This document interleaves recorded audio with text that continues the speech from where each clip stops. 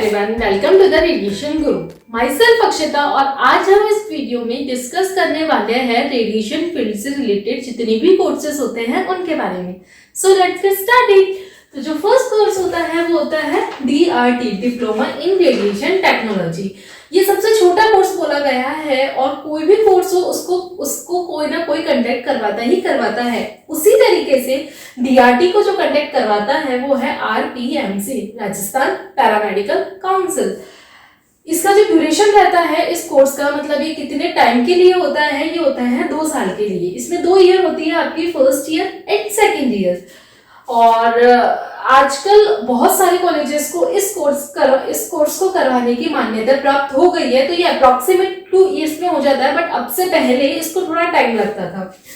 इस कोर्स को करने के लिए कौन कौन बच्चे एलिजिबल होते हैं या कौन कौन ऐसे स्टूडेंट्स होते हैं जो इन कोर्स को कर सकते हैं।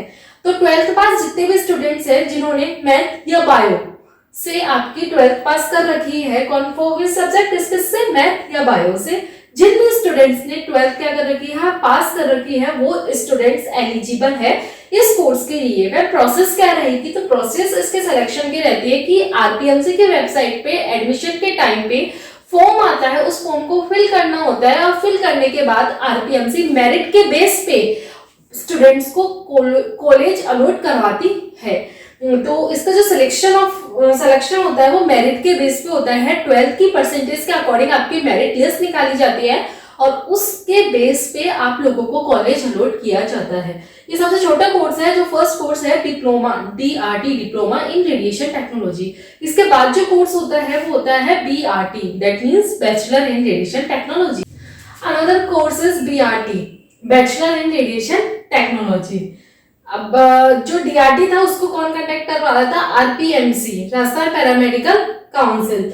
लेकिन जो BRT वाला कोर्स है उसको कौन कंडक्ट करवाएगा, Rajasthan university of health and science, RUHS। तो जो BRT को कंडक्ट करवाती है वो करवाती है RUHS। अब इसको हम 2 तरीके से कर सकते हैं। एक तो आप ये कि कोई भी प्राइवेट कॉलेज में जाओ, बोलो कि हमें एडमिशन चाहिए और डायरेक्टली आपका एडमिशन हो जाए, तो प्राइवेट कॉलेज से। गवर्नमेंट कॉलेज जिसके लिए आपको मेहनत करनी पड़ती है, एंट्रेंस देना पड़ता है, तो इसके मैं आपको 2 तरीके हैं इसके जो मैं आपको अभी बताने वाली हूँ। बट इन दोनों में अंतर क्या है, हम तो यदि ठीक है एंट्रेंस से पास नहीं हुए तो हम डायरेक्ट इधर जाके एडमिशन ले लेंगे। इन दोनों में ये है कि कोई भी कोर्स को करने के बाद आपको चाहिए होता है क्या, रजिस्ट्रेशन। आपका कोर्स तब तक वैलिड नहीं होता है जब तक आपके पास क्या नहीं होता है, रजिस्ट्रेशन नहीं होता है। तो जो प्राइवेट कॉलेज वाले हैं वो बहुत मुश्किल से आपको रजिस्ट्रेशन करवा के देते हैं, और कुछ तो होते हैं जो ओनली क्लेम कर देते हैं कि हाँ हम आपको रजिस्ट्रेशन देंगे और बाद में कोर्स होने के बाद देते भी नहीं है। और लेकिन गवर्नमेंट कॉलेज में आपका कोर्स पूरा होने के बाद आपको इजीली क्या मिल जाएगा, रजिस्ट्रेशन मिल जाएगा। तो मैं आपको प्रोसेस बता रही हूँ गवर्नमेंट कॉलेज में हम BRT कोर्स के लिए कैसे अप्लाई कर सकते हैं। मैंने आपको बोला था कि अपन कैसे कैसे इसमें अप्लाई कर सकते हैं, और इसके मैंने आपको 2 मेथड बता रही हूँ। BRT को अपन कैसे अप्लाई कर सकते हैं। सबसे पहला मेथड होता है आफ्टर 12th, मतलब यदि कोई भी स्टूडेंट जिसने 12th क्या कर रखी है, पास कर रखी है, कौन से सब्जेक्ट से, इसमें केवल ओनली बायो स्टूडेंट्स ले सकते हैं, जबकि आपका जो डिप्लोमा था उसमें bio as well as math students दोनों ले सकते हैं। बट यदि आप डिग्री का कोर्स कर रहे हो या बैचलर कोर्स कर रहे हो तो उसमें आपको कौन से स्टूडेंट्स आएंगे, ओनली बायो स्टूडेंट्स आएंगे। वो स्टूडेंट्स जिन्होंने 12th पास कर रखी है वो इस कोर्स के लिए एलिजिबल होते हैं।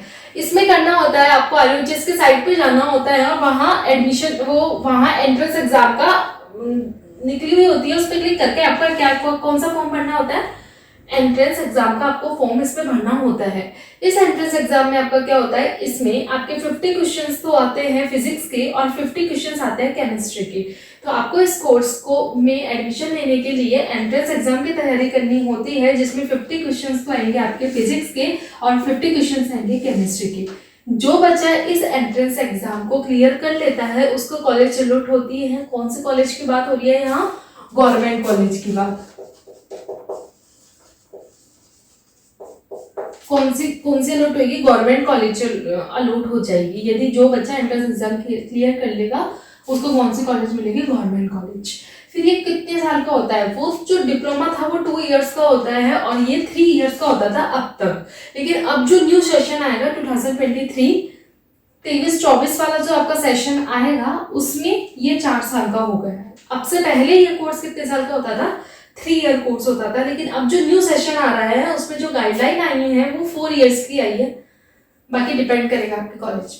उसके बाद ये तो होगा आपका पहला, जो आप 12th के बाद ही अप्लाई कर सकते हो।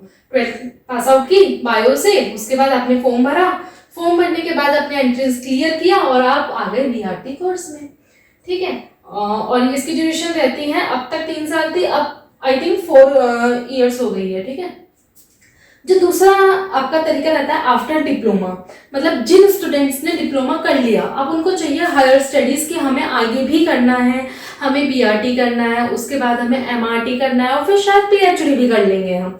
तो ऐसे स्टूडेंट्स को बीआरटी करनी चाहिए। तो बीआरटी करने जो स्टूडेंट्स ने 12th डिप्लोमा कर लिया, उनके पास कोई ऑप्शन नहीं रहता कि वो बैचलर कर ले या फिर उनको वापस एंट्रेंस देना पड़ेगा। जी नहीं, आप डिप्लोमा करने के बाद डायरेक्ट एडमिशन ले सकते हो कॉलेज में बिना एंट्रेंस दिए। कैसे? लेटरल एंट्री से।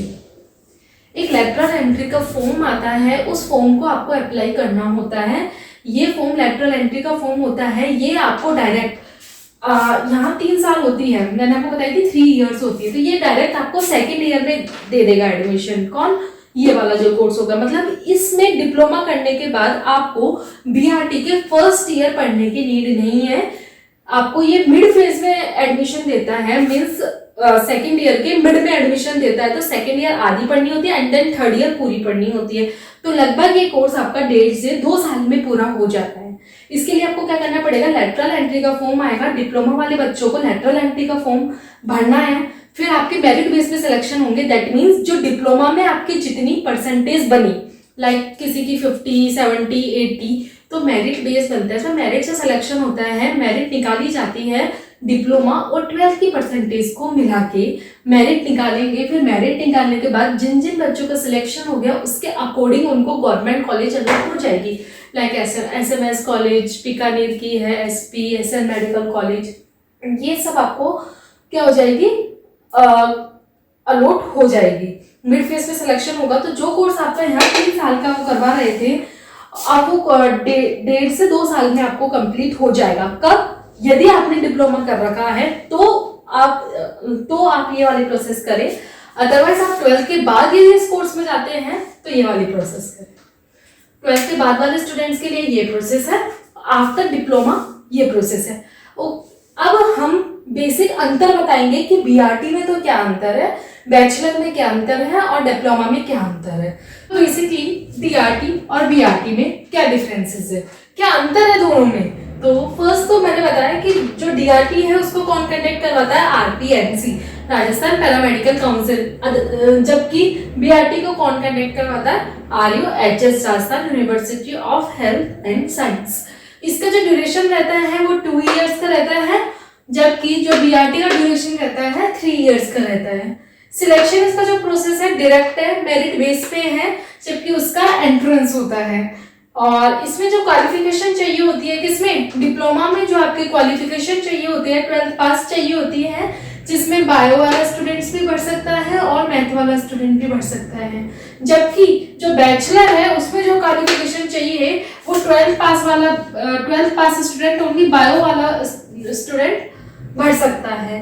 इलोरा एक सर्टिफिकेट होता है, ये इलोरा सर्टिफिकेट आपको काम आता है जब आप थेरेपी में वर्क करते हैं, तब आपसे लिनेट पे वर्क किया आपने या टैली पे वर्क किया, ब्रैकी पे वर्क किया, तो सब में जितने भी आप यदि थेरेपी के अंडर वर्क करोगे तो उसमें एक इलोरा का जो सर्टिफिकेट है वो मांगते हैं आपसे एज अ क्वालिफिकेशन। तो इलोरा का जो सर्टिफिकेट है डिप्लोमा करने के बाद नहीं मिलता है, जबकि यदि आप बैचलर करोगे तो आपको जो इलोरा का सर्टिफिकेट है वो क्या हो मिल जाएगा।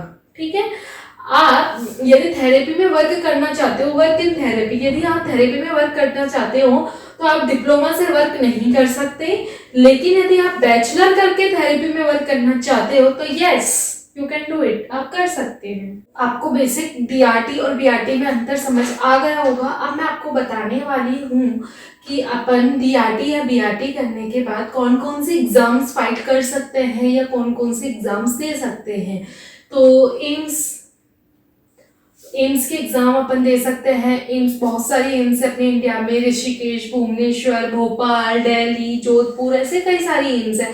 तो अपन किसी भी एम्स में एग्जाम दे सकते हैं। तो क्या डीआरटी वाले बच्चे दे सकते हैं या बीआरटी वाले बच्चे दे सकते हैं? तो मैं आपसे बोलना चाहूंगी कि बीआरटी करके डायरेक्ट अपन एम्स में एग्जाम दे सकते हैं। उसमें जो क्वालिफिकेशन आपको मांगता है, एम्स में जो क्वालिफिकेशन की रिक्वायरमेंट होती है, वो बीआरटी वाले बच्चे डायरेक्ट बीआरटी एंड में तो खत्म होते ही दे सकते हैं एम्स के एग्जाम। बट डिप्लोमा वाले बच्चे ओनली डिप्लोमा करके एम्स के एग्जाम नहीं दे सकते। उनको चाहिए होता है एक्सपीरियंस, वर्क एक्सपीरियंस चाहिए होता है 2 और मोर देन 2 ईयर्स का हर एग्जाम्स में।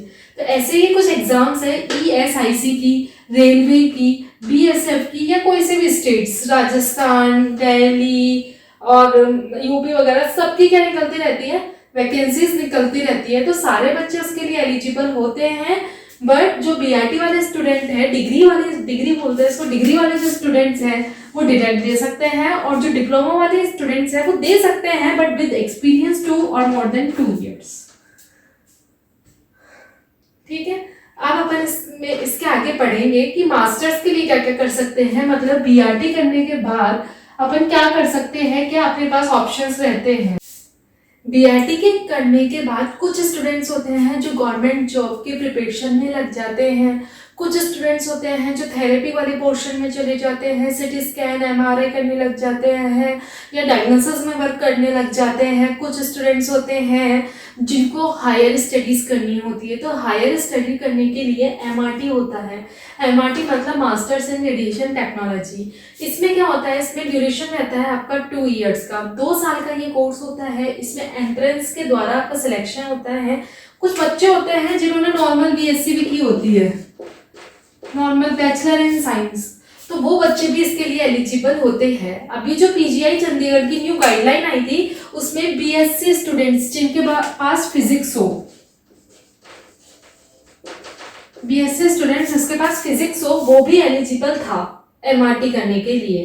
तो कुछ कॉलेजेस है जो आपका ये करवाती है, ऐसे 7 से 8 कॉलेज है आई थिंक, कुछ के नाम है, पीजीआई चंडीगढ़ है, एम्स दिल्ली है, और भी है ऐसी कॉलेजेस। इसमें जो सिलेक्शन रहता है वो एंट्रेंस एग्जाम का सिलेक्शन रहता है। इसमें आपको एंट्रेंस एग्जाम फाइट करना होता है, और इससे जो पोस्ट मिलती है वो आरएसओ बन सकते हैं, इससे रेडिएशन सेफ्टी ऑफिसर, ये बन सकते हैं।